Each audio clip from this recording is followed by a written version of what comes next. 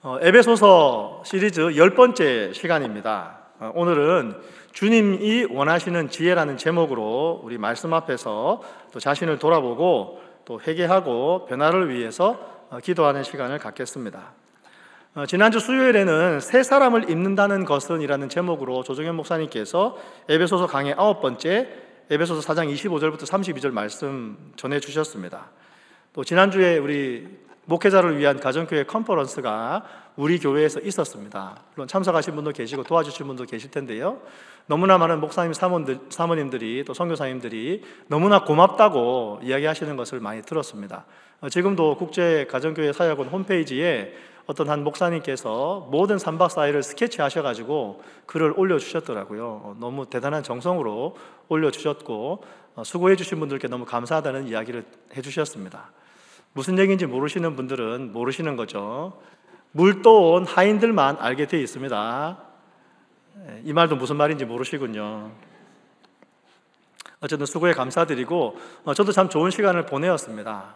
좋은 시간 보내어서 영적인 충전함을 느꼈습니다. 주일 일부 예배 준비하면서도 예배에 대한 기대감이 예전과 다르게 많은 은혜에 대한 사모함이 있었고, 그런 컨퍼런스를 하는 것이 물론 너무 힘이 들지만, 또 우리 사모님은 죽을 만큼 힘들었다고 말씀하셨지만 그렇게 섬기는 것이 또 하나님 나라에 우리 교회가 일을 한 것으로 생각이 됩니다. 그래서 지난주에 그렇게 컨퍼런스 진행하면서 또 우리는 수요예배 드렸기 때문에 그렇게 사장을 마쳤고, 에베소서 5장 1절에서는 새 사람이 누구인가, 새 사람의 정체성에 대해서부터 이야기해 주고 있습니다. 그리고 5장 1절을 쉬운 성경은 이렇게 번역해 두었습니다. 제가 읽어 드릴게요. 여러분은 하나님이 사랑하는 자녀들입니다. 그러므로 하나님을 닮으려고 노력하십시오 라고 말씀합니다. 4장 뒷부분에 옛사람과 새사람을 비교해서 설명했습니다. 그리고 5장 첫 부분에서 새 사람이 하나님의 사랑하는 자녀이며, 그래서 사랑하는 자녀가 하나님을 닮기 위해서 노력하라고 말씀하시고, 그 닮는다는 것은 2절에서는 그리스도께서 너희를 사랑하신 것 같이 너희도 사랑 가운데서 행하라고 말씀하고 있습니다. 그래서 하나님을 닮는다는 것이 우리가 서로 사랑하는 것이라고 말씀해 주시는 것이죠. 근데 하나님께서 우리를 어떻게 사랑하셨습니까? 그리스도께서 우리를 위하여 자신을 버리사 향기로운 제물과 희생 제물로 하나님께 드리셨다라고 성경은 말씀해 주고 있는 것이죠. 그래서 그 사랑을 아는 우리들이 그 사랑을 알고 하나님의 사랑받는 자녀가 되어서 하나님이 우리를 사랑하신 것처럼 서로 사랑하는 것이 하나님을 닮는 것이고, 그것이 새 사람을 입는 것이라고 말씀해 주고 있습니다. 그리고 3절부터는 하나님을 닮아가는 새로운 삶의 기준을 이야기해 주고 있습니다. 3절에서는 음행과 온갖 더러운 것과 탐욕은 너희 중에서 그 이름조차도 부르지 말라. 이는 성도에게 마땅한 바니라라고 말씀해 줍니다. 음행의 헬라어 단어는 포르네이아입니다. 음행에 쓰여진 그 헬라어 단어가 포르네니아죠. 그 단어를 생각하니까 말이 꼬였습니다. 여러분, 연상되는 단어가 있으시죠? 우리가 입에 담기도 부끄러운 단어가 있습니다. 근데 그 포르네이아는 신약 성경에서 성적인 부도덕을 이야기할 때 쓰여지는 단어입니다. 그래서 음행과 온갖 더러운 것과 탐욕은 그 이름조차도 부르지 말라라고 말씀하시는 것이죠. 그리고 그것이 성도에게 마땅한 이유는 하나님께서 우리를 구원하셔서 하나님의 사랑하는 자녀로 삼아주신 이유가 있기 때문입니다. 에베소서 1장 4절과 5절에서는 우리를 구원하여 주신 이유를 이렇게 설명합니다. 곧 창세 전에 그리스도 안에서 우리를 택하사 우리로 사랑 안에서 그 앞에 거룩하고 흠이 없게 하시려고 그 기쁘신 뜻대로 우리를 예정하사 예수 그리스도로 말미암아 자기의 아들들이 되게 하셨기 때문이라고 이야기해 주고 있습니다. 우리를 불러주신 이유가 우리를 거룩하고 흠이 없게 세우기 위해서라고 말씀하시고, 거룩하고 흠이 없게 서기 위해서는 음행과 더러운 것과 탐욕은 이름조차도 부르지 말라라고 말씀해 주시는 것이죠. 사랑하는 여러분, 하나님 앞에 거룩하고 흠이 없게 되기 위해서 여러분 그것들은 이름도 부르지 마십시오. 여러분 검색도 하지 마십시오. 사이트 주소를 검색창에 치지도 마십시오. 나 혼자 있을 때 봐야지라고 저장도 하지 마십시오. 즐겨찾기도 하지 마시고 팔로우도 하지 마시기 바랍니다. 아무도 모르겠지, 나 혼자 있으니까 괜찮겠지, 그러시면 안 된다고 말씀하시는 것이죠. 혼자 있지 않습니다. 구원받은 우리들은 하나님과 늘 함께 있습니다. 성령이 우리 안에 계십니다. 나 혼자 있으니까 괜찮겠지라고 생각하는 건 내 자신이 내 자신을 속이는 겁니다. 들키지 않으니까 괜찮을 거야라고 생각하지 마십시오. 나 말고 아는 분이 계십니다. 나 말고 아는 사람이 있을 수도 있습니다. 음행이나 더러운 것과 탐심은 그 이름조차도 부르지 말라라고 말씀하시는 것이죠. 누추함과 어리석은 말이나 희롱의 말이 마땅치 아니하니 오히려 감사하는 말을 하라고 이야기하고 있습니다. 그리고 5절에서는 3절의 내용을 다시 반복해 줍니다. 너희가 이것을 정녕 알거니와 음행하는 자나 더러운 자나 탐하는 자 곧 우상 숭배자는 다 그리스도와 하나님의 나라에서 기업을 얻지 못한다고 말씀해 주고 있습니다.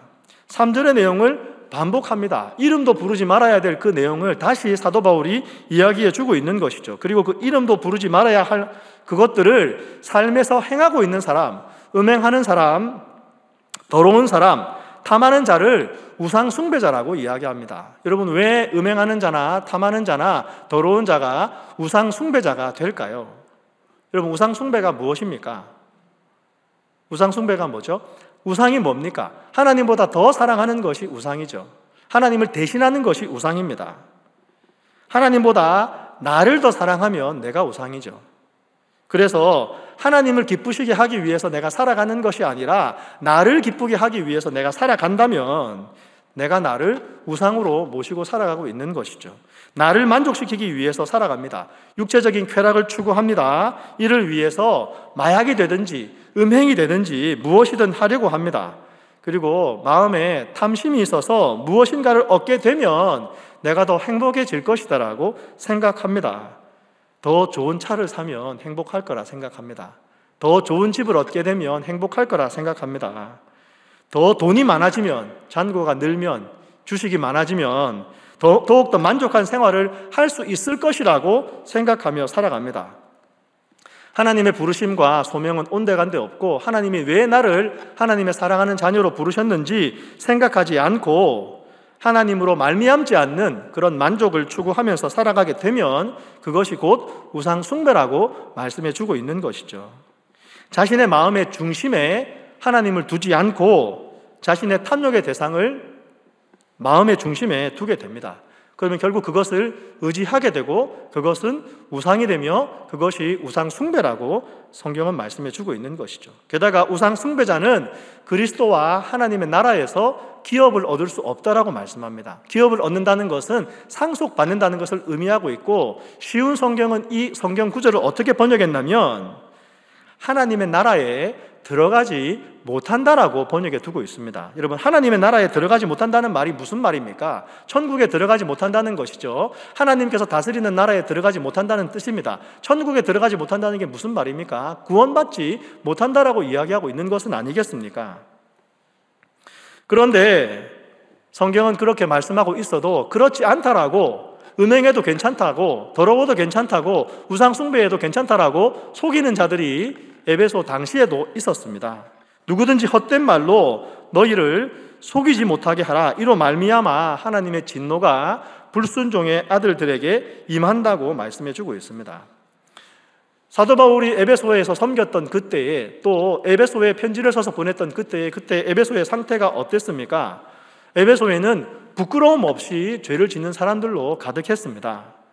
에베소에 가면 지금도 그때 당시에 도서관 건물이 있습니다.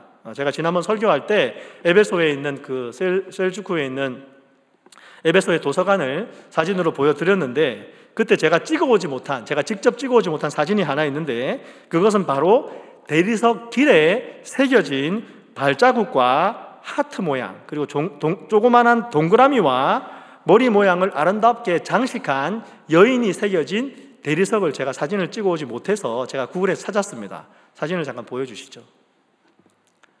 발이 보이시죠? 발 오른쪽에 여인의 모습이 있고 그 여인의 가슴에 조그만한 판이 있습니다. 왼쪽 위에 하트가 있고 위에 동그라미가 있습니다. 하트는 마음과 사랑을 뜻하는 것이고 동그라미는 돈을 나타내는 것입니다.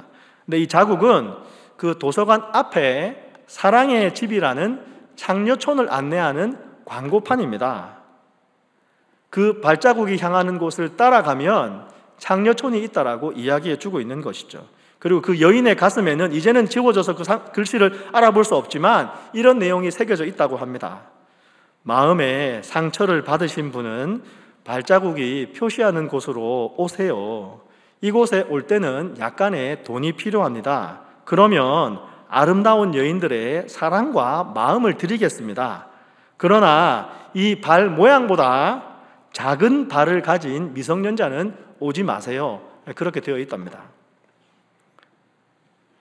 그때 당시에 창녀촌으로 남자들을 끌어들이기 위해서 광고하고 있는 것이죠. 당시 에베소에는 부끄러움 없이 음행과 더러운 것과 탐심을 행하는 사람들이 많이 있었고, 그렇게 해도 상관없다라고 말하는 사람이 교회 안에도 있었던 것 같습니다. 그런데 사도 바울은 그런 사람들의 말에 속지 말라고 이야기합니다. 문화적으로 허용된다 하더라도, 많은 사람들이 하고 있다 하더라도 그리스도인들이 해야 할 바는 그들과 함께 하는 자가 되지 말라라고 말씀해 주고 있는 것이죠. 그들과 함께 하는 자가 되지 말라는 것은 믿지 않는 사람과 전혀 관계를 맺지 말라는 말이 아닙니다. 고린도서에서도 얘기하듯이 그렇게 하려면 세상 밖으로 나가야 될 것입니다. 그들과 함께 하는 자가 되지 말라는 것은 그들과 소유물이나 관계를 공유하는 사람이 되지 말라는 것을 의미합니다. 구원받은 성도들은 믿지 않는 이방인들과 더불어서 그들과 어울려서 그들과 함께 죄 짓는 일에 동참하지 말아야 된다라고 말씀하는 것이죠. 그리고 8절에서 뭐라고 말씀해 주십니까? 너희가 전에는 어둠이더니 이제는 주 안에서 빛이라, 빛의 자녀들처럼 행하라고 말씀해 주고 있습니다. 사랑하는 성도 여러분, 새로운 신분은 새로운 삶을 요구합니다. 새로운 신분을 받았으면 그 새로운 신분에 맞는 삶을 살아야 합니다. 예수님께서는 모든 사람을 비추는 참 빛이요, 그 세상의 빛으로 오신 이유도 예수님을 믿는 자로 하여금 어둠에 거하지 않게 하기 위함이라고 요한복음 12장 46절에서 예수님은 친히 말씀해 주셨습니다. 내가 세상에 빛으로 왔나니 물은 나를 믿는 자는 어둠에 거하지 않게 하려 함이라고 말씀해 주신 것이죠. 믿는다고 하면서 음행을 하거나 더러운 자나 탐하는 자는 어둠에 거하는 자라고 이야기하고 있는 것입니다. 그리고 그 빛의 열매는 모든 착함과 의로움과 진실함에 있다라고 말씀해 줍니다. 여러분, 착함이 무엇입니까? 착함은 다른 사람을 향한 어질고 관대한 모든 행실을 착함이라고 이야기합니다. 의로움은 무엇입니까? 하나님께서 창조하신 그리스도를 믿음으로 하나님의 사랑받는 자녀가 된 사람의 그 세 사람의 성품이고, 또 하나님께서 믿는 성도들에게 부여해 주신 의의 선물이 의로움입니다. 이 본문에서는 불의를 버리고 하나님의 의로운 뜻을 따르는 올곧은 행실을 의로움이라고 가르치고 있습니다. 진실함은 무엇입니까? 진실함은 복음의 진리나 진실한 말을 이야기하고 있는 것이죠. 착함과 의로움과 진실함이 그리스도인이 빛의 자녀로서 삶에서 맺어야 할 열매라고 말씀해 주고 있는 것이죠. 사랑하는 여러분, 착함과 의로움과 진실함을 맺는 저와 여러분 되시기를 주의 이름으로 축원합니다. 그것이 우리가 맺어야 될 열매라고 말씀하십니다. 열매가 맺기 위해서 우리는 어떻게 해야 됩니까? 빛이 되신 예수님 안에 거해야 되는 것이죠. 요한복음 15장에서도 나는 포도나무여 너희는 가지라고 말씀하신 것처럼 우리가 주님 안에 거하게 되면, 가지가 나무에 붙어 있기만 하면 가지는 자연스럽게 그 열매를 맺게 되어 있습니다. 빛에 거하게 되면, 빛 안에 거하면 그런 착함과 의로움과 진실함의 열매를 거둘 수 있다라고 말씀해 주고 있는 것이죠. 내가 막 착하려고, 의로우려고, 진실하려고 노력하는 것을 넘어서서 하나님께서 우리에게 그의 빛의 열매를 맺게 하신다라고 말씀해 주고 있는 것이고요. 10절에서는 주를 기쁘시게 할 것이 무엇인가 시험하여 보라라고 말씀해 주고 있습니다. 주님을 기쁘시게 하는 것이 무엇인가 분별하여서 판단하라고 말씀해 주고 있는 것이죠. 사실 우리 삶에 있어서 가장 중요한 기준은 주님이 어떻게 생각하시는가, 주님이 과연 기뻐하시는가, 이것을 통하여서 주님이 영광을 받으시는가인 줄 믿습니다. 로마서 14장 8절에서도 우리가 살아도 주를 위하여 살고 우리가 죽어도 주를 위하여 죽나니 그러므로 사나 죽으나 우리가 주님의 것이라고 말씀합니다. 나는 주님의 것입니다.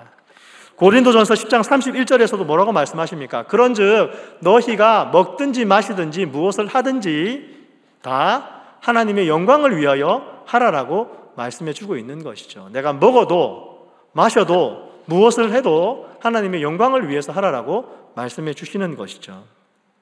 내가 먹는 것 가지고 어떻게 하나님 영광을 돌려드리나, 그런 질문을 할 수도 있지만 내 삶의 모든 순간순간이 하나님을 기쁘시게 하는 것인지 분별하여 보라고 주님 우리에게 말씀해 주고 있습니다. 그래서 너희는 열매 없는 어두움의 일에 참여하지 말고 도리어 책망하라고 말씀하십니다.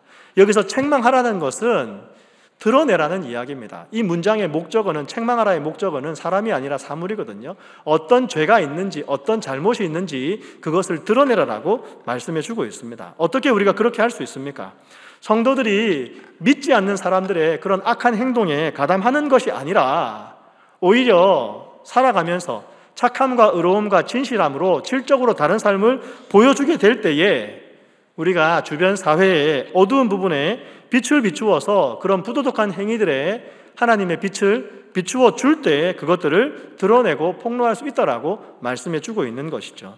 선한 일을 행하고 바른 일을 행함으로 그런 어두움의 일을 드러내라라고 성경은 우리에게 말씀해 주고 있습니다. 이미 오랜 세월이 지났습니다. 이경규가 간다의 양신냉장고, 젊으신 분들은 잘 모르실 거예요.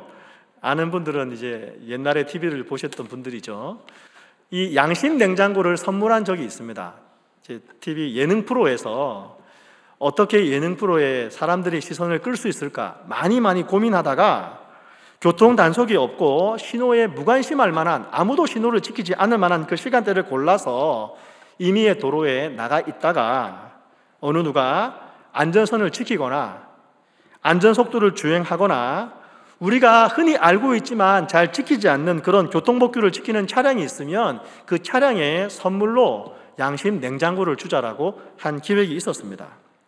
방송하기 이전에도 PD들 안에 논란이 있었다고 합니다. 그 밤에 누가 교통법규를 지키겠습니까? 안 됩니다. 그런 얘기들이 있었는데 첫 촬영할 때 예상처럼 오랜 시간 촬영을 해도 아무도 교통법규를 지키지 않습니다. 정지선에서 빨간불인데 멈추지 않는 것이죠. 그래서 촬영 중에 이 김영희 PD가 잠깐 자리를 비운 사이에 우리 이경규 씨와 민용태 교수가 자기들끼리 클로징을 하고 오늘 방송은 그쳐야 되겠다라고 생각하고 있는 바로 그때에 새벽 4시 13분에 피코 한 대가 남들이 다 지나가던 횡단보도 앞에 빨간불에 일단 정지해서 정지 신호와 정지선을 지켰다고 합니다. 그래서 드디어 지키는 사람을 만났다고 촬영진이 감격에 겨워서 그 차에 찾아갔습니다. 그리고 이 차에서 창문을 내린 사람은 지체장애인 부부였습니다. 이때 이경규 씨가 장애인 부부에게 왜 신호를 지키셨나요? 물었습니다. 그랬더니 그분들이 대답하신 이야기가 잘 자유롭게 말할 수 없는 그 장애인의 목소리로 내가 늘 지켜요 라고 대답하셨다고 합니다. 이 첫 방송 직후에 우리 한국 사회 내에 엄청난 파장이 일었습니다. 각종 언론에 대서특필되었고 우리 사회가 얼마나 그런 법규를 지키지 않고 있는지 돌아보게 되었고 그 법규를 지키신 그 한 사람으로 말미암아 우리가 다 그 법규를 지켜야 된다라는 이야기를 하게 된 것이죠. 김영희 PD가 직접 밝힌 양심냉장고의 시작은 이러했다고 합니다. 어떻게 하면 시청률을 높일 수 있을까? 어떻게 하면 타 방송사와의 경쟁에서 이길 수 있을까? 고민하던 중에 밤샘 회의를 마치고 집으로 돌아가는 길에 자기 집 앞에 횡단보도 앞에서 평소 같으면 빨간불에 건너갔을 텐데 그날은 왠지 파란불에 건너가야겠다는 생각을 가지고 파란불이 되기를 기다렸다가 횡단보도에 파란불이 들어왔을 때에 그 길을 건너가서 집에 돌아갔다고 합니다. 근데 집에 돌아가서 가만히 생각해 보니까 자기 마음 가운데에 너무 기뻤다는 거예요.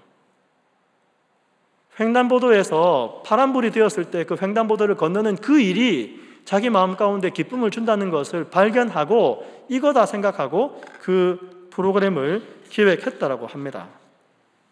누가 바른 일을 행하는 것만으로 마음 가운데 기쁨이 있을 수 있습니다. 그게 하나님 나라의 법칙입니다. 게다가 누가 바른 일을 행하는 것만으로 지금까지 남들 신경 쓰지 않으면서 안 보니까 괜찮겠지, 걸리지 않으니까 괜찮겠지라고 마음껏 교통법규를 어겼던 사람들이 그러면 안 되겠구나, 우리가 법규를 지켜야 되겠구나라고 도전받는 일이 있어야 되는 것이죠. 성경은 우리에게, 그리스도인들에게 열매 없는 어두움의 일에 참여하지 말고 도리어 그것을 드러내고 나타내고 폭로하고 그것을 책망하라라고 말씀해 주고 있습니다. 그들이 은밀히 행하는 것들은 말하기도 부끄러운 것들이지만 그렇게 하지 말고 13절에서는 책망을 받는 모든 것은 빛으로 말미암아 드러나나니 드러나는 것마다 빛이니라라고 말씀해 주고 있습니다. 주님 안에서 빛이 된 성도님들이 믿지 않는 사람들이 은밀히 행하는 그런 부끄러운 일들을 지적하고 폭로하면 그 일들이 드러나게 됩니다. 그 결과 믿지 않는 사람들은 자신들이 행한 일들의 실상을 보고 자신들이 죄인이라는 것을 깨닫게 되는 것이죠.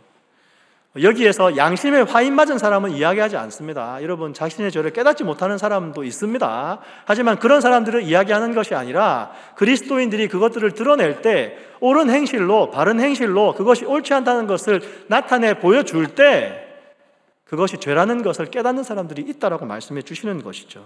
드러나는 것마다 빛이니라라고 성경은 이야기합니다. 빛으로 비추어 주겠다는 말씀인 것이죠. 그 빛이 죄를 폭로하는 역할을 하는 것뿐만 아니라 드러났기 때문에 그것이 빛으로 바뀌는, 빛으로 비추이는 역할도 하게 된다는 것을 이야기해 주시는 것이죠. 주님 안에서 빛이 된 성도들을 통하여서 나타나는 그 진리의 빛이 죄의 어두움을 걷어내고 죄를 드러나게 할 뿐만 아니라 죄를 범한 사람을 변화시키는 작용도 하게 된다라고 성경은 우리에게 말씀해 주시는 것이죠. 그런 일이 과연 일어날까라는 생각을 할 수밖에 없는 사회이지만 고린도전서 14장 24절과 25절에서도 예언을 통하여서 믿지 않는 사람들에게 마음에 숨은 일들을 드러나게 하면 그들이 말하기를 참으로 하나님께서 너희 가운데 계시다라고 말하지 않겠느냐라고 사도 바울은 이야기해 주었습니다. 예언을 하는 것을 통해서 숨겨진 죄를 드러나게 하면, 아무도 모르는 그 죄가 예언을 통해서 드러나게 되면 그 죄를 지었던 사람이 너희 가운데에 하나님이 계시다라고 고백할 수밖에 없다는 것이죠. 근데 그 예언은 어떻게 하는 겁니까? 하나님이 우리에게 알려주셔서 하는 거잖아요. 알게 해주셨기 때문에 예언하는 것이니까요. 14절에 뭐라고 말씀하십니까? 그러므로 이르시기를 잠자는 자여 깨어서 죽은 자들 가운데서 일어나라, 그리스도께서 너희에게 비추이시리라 하셨느니라 라고 말씀해 주고 있습니다. 만약 우리가 잠자는 자들이라면 일어나라고 말씀하시는 것이죠. 깨어서 일어나라고 말씀하십니다. 여러분, 죽은 자와 잠자는 자의 차이가 무엇입니까? 여러분, 잠자는 자는 깨어서 일어날 수 있습니다.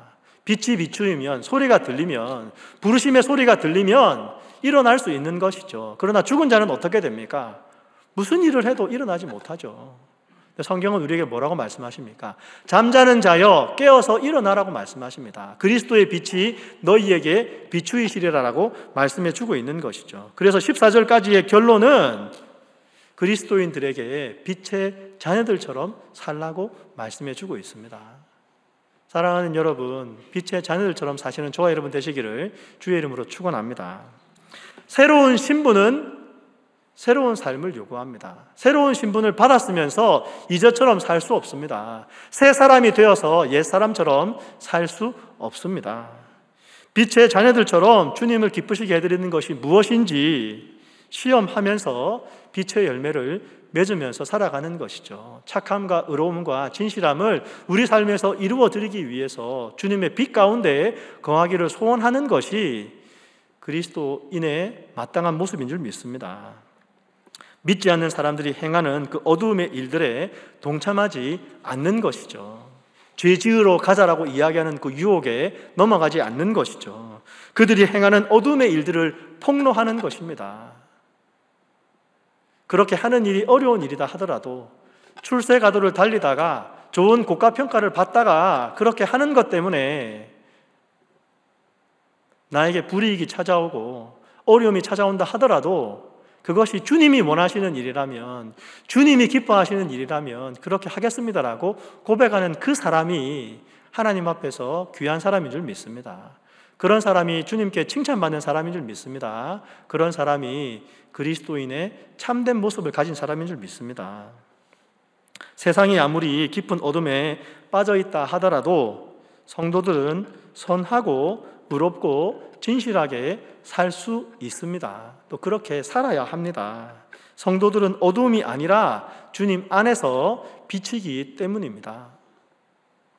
우리가 빛이라면 어둠 속에 살 수 없는 것이죠. 어둠 속에 살고 있기 때문에 내가 어둡게 살아야 한다는 것은 세상이 우리를 속이는 말입니다. 그 속이는 말 때문에 하나님의 진노가 불순종의 자녀들에게 나타난다라고 성경은 말씀해 주고 있는 것이죠.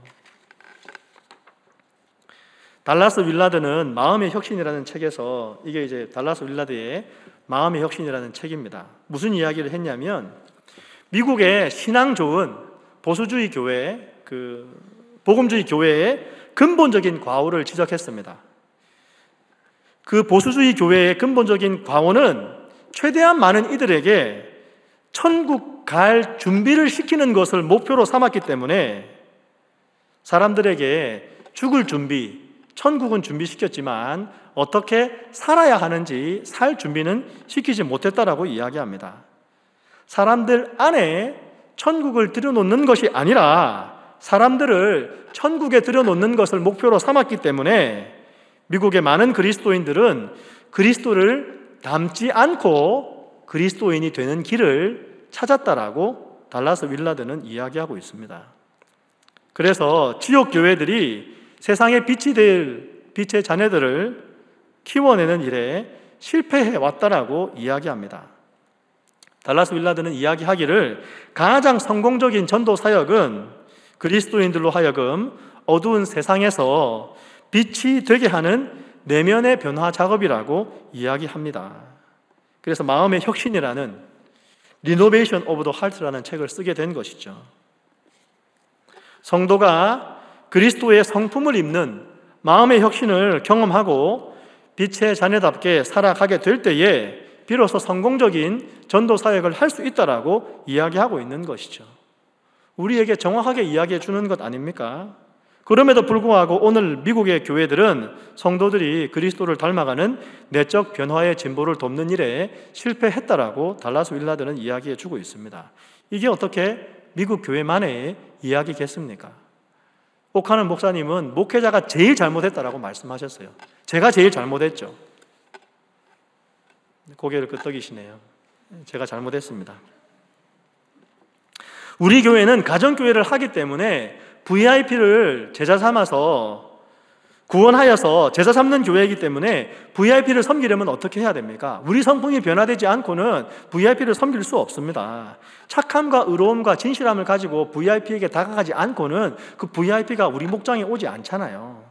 우리 성품이 변화되어야 됩니다. 빛의 자녀로 살아야 됩니다.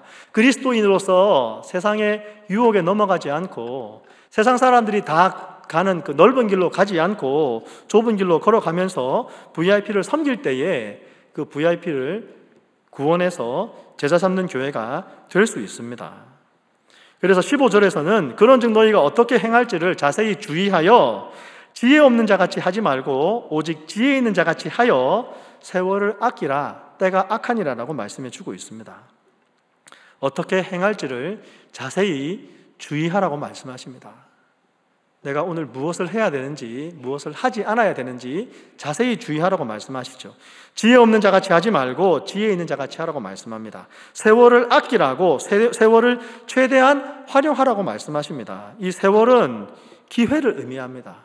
기회가 있을 때 그 기회를 최대한 활용하라는 것이죠.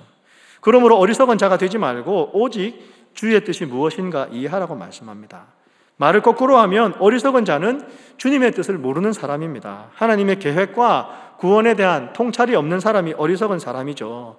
가장 고상한 삶의 가치와 목표가 무엇인지 알지 못하는 사람입니다. 물질이 더 많아진다고 여러분 마음에 참된 만족이 있다고 생각하시나요? 그렇지 않습니다. 머리를 자르면 하루, 집을 사면 한 달. 그렇지 않습니까? 그 기쁨이 항상 가던가요? 그렇지 않습니다.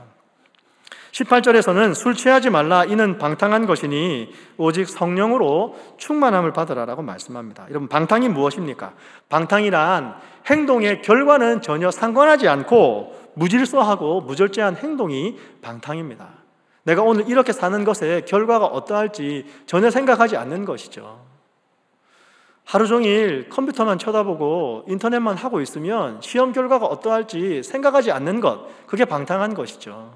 근데 그게 어리석은 일이지 않습니까? 성령으로 충만함을 받으라고 말씀합니다. 그래서 충만함을 받으라는 것은 충만하게 되어라, 충만해져라라는 말씀이고, 성령으로라는 것은 성령 안에서 혹은 성령에 의하여서라는 말입니다. 성령으로 충만함을 받으라라는 말씀은 컵에 물을 채우는 것처럼 우리 안에 성령으로 가득 채우는 것만을 의미하는 것이 아니라 성령의 지배를 받으라는 말입니다. 성령 충만을 받았으면 성령의 지배를 받는 사람이 되어야 됩니다. 성령의 내주와 성령의 충만은 다른 것입니다. 성령은 우리 안에 내주하고 계시죠. 예수 그리스도를 주로 고백한 사람들은 다 우리 안에 성령이 내주하고 계십니다. 성령이 아니고서는 예수를 주라고 할 수 없습니다. 근데 성령 충만한 것은 성령의 지배를 받는 것을 이야기하는 것이죠. 그리고 19절 이후는 그 성령 충만의 결과입니다. 내가 성령의 지배를 받기 때문에 어떻게 하여야 된다고 이 성령 충만과 연결되는 단어들인 것이죠. 19절, 20절, 21절에 뭐라고 말씀하십니까? 시와 찬송과 신령한 노래들로 서로 화답하며 너희의 마음으로 주께 노래하며 찬송하며 범사에 우리 주 예수 그리스도의 이름으로 항상 하나님 아버지께 감사하며 그리스도를 경외함으로 피차 복종하라라고 말씀해 주고 있습니다. 복종이란 자신을 다른 사람 아래에 놓는다는 것을 의미하죠. 복종은 겸손의 표시입니다. 다른 사람을 위해서 자기 자신의 뜻을 버릴 뿐만 아니라 다른 사람의 사정을 먼저 생각해 주는 것, 그것이 복종입니다. 그리고 게다가 피차 복종은 평등보다도 더 높은 개념입니다. 평등을 강조하다 보면 자기 권리를 내세우게 되죠. 너와 내가 평등하니까 내가 이렇게 할 수 있다라고 이야기합니다. 그래서 충돌을 빚기 십상이지만 상호 복종은 자기 권리를 포기하고 다른 사람을 섬기는 것이기 때문에 피차 복종하게 되면 공동체를 세울 수 있고 공동체의 평화 또한 이룰 수 있습니다. 남편과 아내가 평등하다고 이야기하면 싸울 수 있지만 남편과 아내가 서로 복종하면 공동체를 세워갈 수 있다라고 이야기하는 것이죠. 그리스도를 경외함으로 피차 복종하라는 것은 그리스도를 존경하기 때문에, 존경하는 마음으로 순종하기 때문에 그 순종을 바탕으로 해서 서로 성도들 안에서 피차 복종하라라고, 순종하라라고 말씀해 주고 있습니다. 그래서 성령 충만의 결과로 어떤 사역을 감당하는 것을 이야기하는 것이 아니라 찬양하는 삶, 예배드리는 삶, 교제하는 삶, 감사하는 삶, 공동체를 세워나가는 피차 복종하는 삶을 살아가라고 이야기하고 있는 것이죠. 그래서 15절부터 21절까지의 결론은 믿는 사람이 자신이 어떻게 살아가고 있는지 자세히 주의해서 살펴보라라고 우리에게 말씀해 주고 있습니다. 여러분, 어떻게 살고 계시나요? 어떻게 시간을 보내고 계시나요? 잘 생각이 안 나십니까? 여러분, 유튜브 히스토리를 보십시오. 유튜브 히스토리. 여러분, 유튜브나 틱톡이나 여러분이 무엇을 봤는지 다 기록하고 있습니다. 여러분은 그것을 봤다는 사실조차 잊어버려도 유튜브는 잊어버리지 않습니다. 틱톡도 잊어버리지 않습니다. 모든 기록이 남아 있습니다. 저도 제가 제 스스로 충격을 먹은 적이 있습니다. 유학 시절에 공부하느라고 바쁜데 한국에서 나온 그 노래하는 프로그램을 제가 좋아했기 때문에 그 프로그램을 꼬박꼬박 챙겨서 봤더라고요. 그리고 파일들을 제 하드디스크에 다 모아두었습니다. 근데 어느 날 날이 지나서 보니까 그거 보느라고 수십 시간을 썼더라고요. 우리가 어떻게 사는지 자세히 주의해서 살피라고 말씀합니다. 바쁘다고 이야기하면서, 너무 급하다고 이야기하면서 성경을 못 읽고 있지만 여러분의 유튜브 히스토리는 점점 쌓이고 있지는 않습니까? 넷플릭스의 시청 기록에 여러 드라마들이 쌓이고 있지는 않습니까?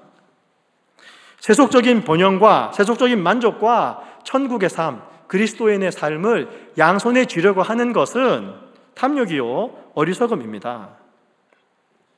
시간이 많이 갔지만 말씀을 마무리하면서 예화 하나를 소개하려고 합니다. 오늘 새벽 4시 40분에 카톡이 하나 왔습니다.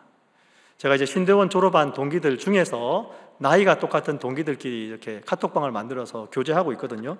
저희 신대원 동기들 중에서 카톡방인데 그런 예화들이나 설교 클립들을 잘 올리는 방이 아닙니다. 그 방에 있는 사람들은 다 목사입니다. 95%가 목사입니다. 물론 목사 안 된 친구도 있어서 한두 명 아닌 친구도 있지만, 근데 목사님들 방에 그런 설교 클립은 잘 안 올라옵니다. 근데 오늘 새벽 4시 40분에 이찬수 목사님의 설교 클립이 하나 올라왔습니다. 도전이 되는 예화가 있어서 그 친구가 그 카톡을 올리면서 설교 클립을 올리고 그 밑에다 한마디 썼습니다. 도전이 되는 예화가 있어서 땡땡땡 우리 모두 잘하자 땡 이렇게 올렸습니다. 설교 클립의 썸네일에서 보여지는 글자는 한동대에서 뭘 배웠냐는 회장 질문에 거침없이 던진 답변이었습니다. 물론 이찬수 목사님 얼굴이 있고요. 클릭해서 봤더니 한동대학교에서 무감독 시험을 본 이야기입니다. 그래서 그 학생이 학교에서 정직을 배웠습니다라고 회장님에게 이야기했고, 또 이찬수 목사님이 한 가지 이야기를 더 소개해 주셨는데 거창고등학교 이야기를 소개해 주셨습니다. 거창고등학교 들어보셨나요? 기독교 정신으로 학교를 운영하는 학교입니다. 그래서 거창고등학교에 10계명도 있는데 그 얘기는 말고요. 2003년도 졸업식 답사에서 이 거창고등학교 학생이 졸업식 답사에서 거창고등학교의 자부심이라는 글을 썼습니다. 제가 읽어드리겠습니다. 거창고등학교 학생들이 가진 자부심. 우리 학교 출신 건축가가 세운 다리는 무너지지 않고 우리 학교 출신 농부가 키운 농산물은 안심하고 먹을 수 있으며 우리 학교 출신 의사는 사람의 목숨을 그 무엇보다 소중히 여깁니다. 우리 학교 출신 판사가 내린 판결은 믿을 수 있고 우리 학교 출신 직공이 만든 옷은 단추가 잘 떨어지지 않으며 우리 학교 출신 선생님에게는 안심하고 자녀를 맡길 수 있습니다. 우리 학교 출신 기자는 거짓을 말하지 않으며 우리 학교 출신 역사가는 그 무엇보다 진실을 목말라 합니다. 그래서 세상은 거창고등학교를 빛이요 소금이라 합니다. 이찬수 목사님은 이야기해 주지 않으셨는데 제가 구글로 찾아보니까 2003년 답사에서 졸업하는 학생이 이야기한 글이랍니다. 전율이 느껴지는 감동이 있었고 너무너무나 고마웠습니다. 정말 거창고등학교 졸업생들이 이렇게만 살아주면 세상에 빛과 소금이 있는 세상이 될 것 같다는 생각이 들었습니다. 이제 고등학교니까 목회자 얘기는 안 했는데요. 목회자를 위한 가정교회 컨퍼런스를 마치면서 성경환 사모님이 이제 한마디 하시는 시간에 목사님들에게 부탁하시는 말씀을 하셨습니다. 저에게 열심히 섬겼습니다. 죽을 만큼 힘들 만큼 섬겼는데 우리 목사님들, 성도님들 지옥까지 따라가서 그들을 구원하는 목사가 되라고 이야기하시더라고요. 저는 그 이야기를 듣고 아이고야, 나는 지옥까지는 못 갈 것 같은데 지옥 문 앞이면 그래도 어떻게 해보겠지만 지옥까지 따라가라 말씀하시니까 물론 무슨 말 뜻인지는 알겠지만 여기에 거창고등학교의 답사에 우리 학교 출신 건축가 그 말 대신 우리 그리스도인은 이라는 말을 넣으면 어떻게 되겠습니까? 예수 믿는 우리 그리스도인들은 이라는 말을 넣으면 어떻게 될까요? 우리 그리스도인들이 세운 다리는 무너지지 않고 우리 그리스도인 농부가 키운 농산물은 안심하고 먹을 수 있으며 우리 그리스도인 의사는 사람의 목숨을 그 무엇보다 소중히 여기고 우리 그리스도인 판사가 내린 판결은 믿을 수 있고 우리 그리스도인 직공이 만든 옷은 단추가 잘 떨어지지 않으며 우리 그리스도인 선생님에게는 안심하고 자녀를 맡길 수 있습니다. 우리 그리스도인 기자는 거짓을 전하지 않으며 우리 그리스도인 역사가는 그 무엇보다도 진실을 목말라 합니다. 그래서 세상은 그리스도인을 빛이요 소금이라고 말합니다. 라는 이야기를 들으며 사는 저와 여러분 되시기를 바랍니다. 이런 날이 오기를 꿈꾸며 살아가는 저와 여러분 되시기를 바랍니다. 빛의 자녀로 살아가기 위해서 힘쓰고 애쓰는, 그래서 주님께 모든 영광을 돌려드리는 우리가 되기를 바랍니다. 선하고 의롭고 정결한 삶을 사는 것을 우리의 삶의 목표로 삼아야 합니다. 그것이 주님이 원하시는 지혜입니다. 주님이 우리에게 주기 원하시는 지혜는 너희가 세상을 살 때에 이렇게 사는 것이 참된 지혜다라고 말씀해 주기 원하시는 것이죠. 너희가 빛의 자녀라면 착하게 살아야 한다, 의롭게 살아야 한다, 진실하게 살아야 된다라고 말씀해 주는 것이죠. 설교자도 완벽하게 그렇게 살고 있기 때문에 설교하는 것이 아닙니다. 여러분들에게 죄책감을 주기 위해서 설교하는 게 아니에요. 하나님께서 그렇게 말씀하시기 때문에, 그것이 주님이 우리에게 주기 원하시는 지혜라고 말씀하시기 때문에 그렇게 많이 소유하는 삶, 많이 누리는 삶을 삶의 목표로 삼는 것이 아니라 주님을 기쁘시게 하는 삶, 주님께서 우리에게 원하시는 삶, 착하고 의롭고 진실하게 사는 삶을 삶의 목표로 살아가기를 원하는, 우리가 되기를 원하시는 주님의 마음을 알기 때문에 주님을 기쁘시게 하기 위해서 내 모든 삶이 주님께 올려드려지는 주님께서 받으실 만한 예배로 살아가는 저와 여러분 되시기를 주의 이름으로 축원합니다.